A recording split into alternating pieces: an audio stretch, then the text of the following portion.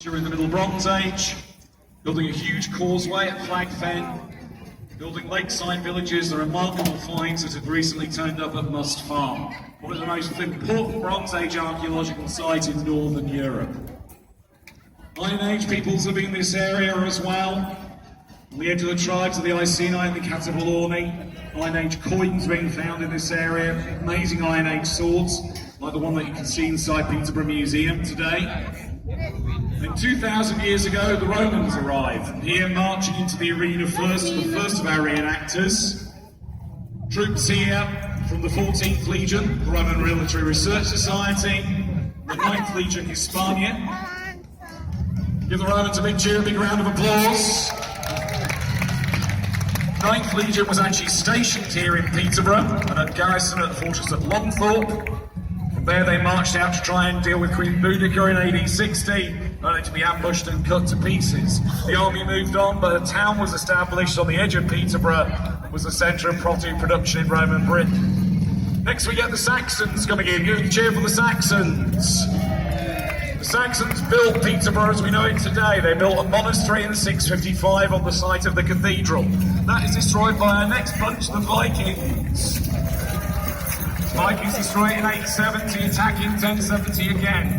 1116, a new church is built. We have some of our medieval reenactors here who, from the 12th century, tried to build that. Late medieval reenactors here from the 15th century at this time. This was one of the wealthiest and most powerful abbeys in the country.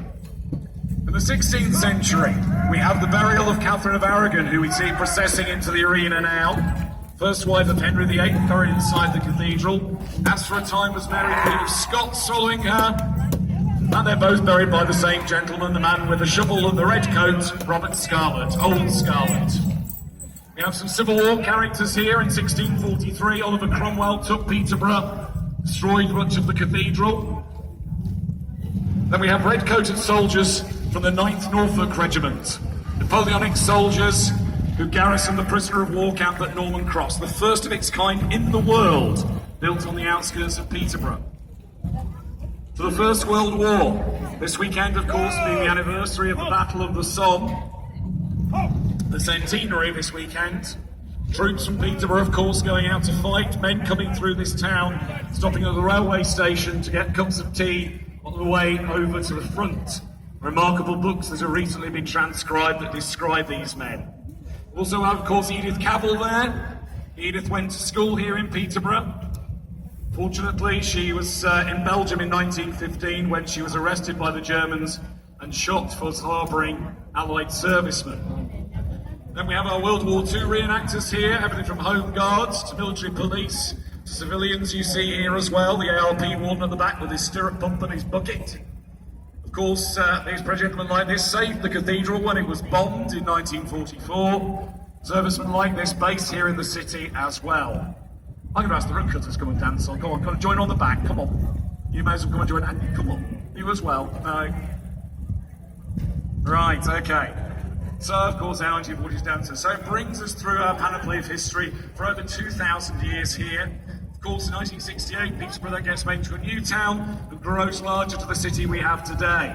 Engineering companies like Perkins, our generous sponsors here this weekend, helped build this city up to what it is now.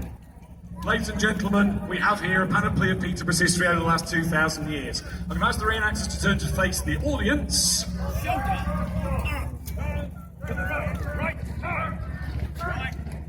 Good chance for a photo op here.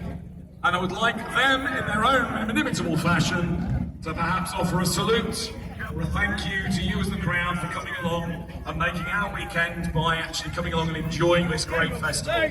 So, over to you, ladies and gentlemen. A general salute in whatever way you would like.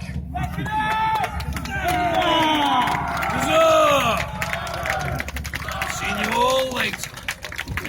Ladies and gentlemen, a great people of Peterborough here today. These guys have come from all over the country, from all different walks of life. Most of these people do this as a hobby. They come along to entertain you and bring your history to life.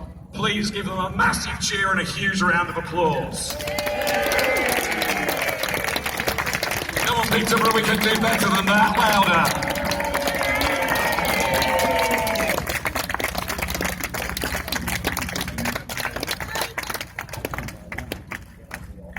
This is the 8th year of the Heritage Festival event, which is organised by Vivacity, alongside the Cathedral and other local history groups, other attractions in the city. All of these groups and reenactors, and generally it is supported by Perkins Engines. Without whose support we couldn't put this event on. This is the 8th year we've done this, bringing your history, your heritage to life, at the unique event in the UK.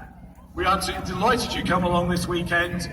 Yesterday we had our busiest day in the history of the festival. We had over 20,000 visitors yesterday. So thank you so much for coming along and making it a brilliant weekend. Ladies and gentlemen, please again give a big cheer and thanks to our reenactors, who will then process back out of the arena as we close the festival down for the weekend.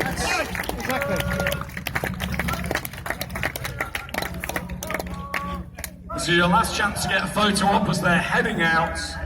And otherwise, thank you very much for coming along, ladies and gentlemen. We hope you've enjoyed the weekend. Sorry? And indeed, give another round of applause also to our wonderful singer just over here as well.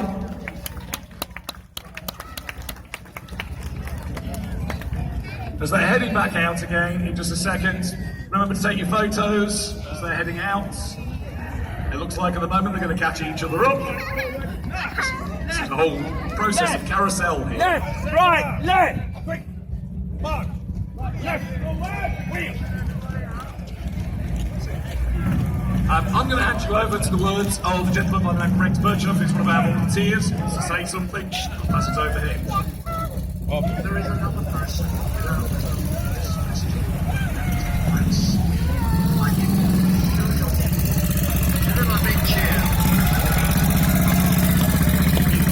Thank you, Rex. That's deeply unnecessary. Thank you. Ladies and gentlemen, one thing we do definitely couldn't do without this weekend is we have around about 100 volunteers from local people from across the community, from across Vivacity staff, from across the cathedral as well. These people have helped put this event on and given up their time, unpaid, this weekend to help there. Please give you a cheer and a big round of applause to our volunteers who help us out.